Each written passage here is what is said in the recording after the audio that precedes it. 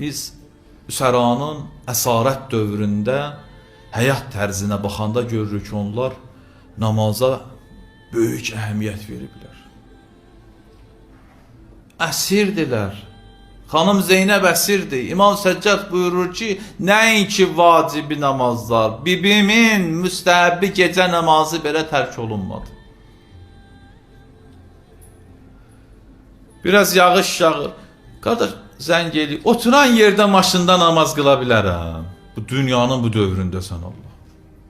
Qardaş, niyə namaz qılmırsan? Günorta namazı.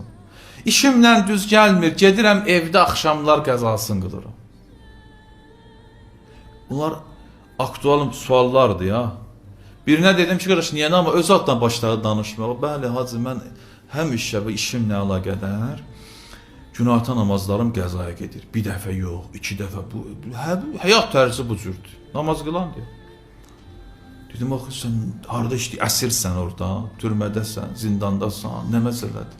Deyir, yox. Özümdə yer yoxdur. Səhlənkarlıq. Dedim, necə yer yoxdur axı? Öz yeridir ya. Sən orada bir yer ayıra bilmirsən, namazsın. Bir dənə səccadə, bir dənə parçadan, kartondan, nə bilim, nədən at namazı qıldırdı.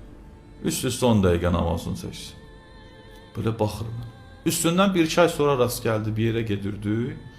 Dedi, hacı, həmin söhbətdən sonra mən namazlarımı orada qılıram. Allah sizdən razı olsun.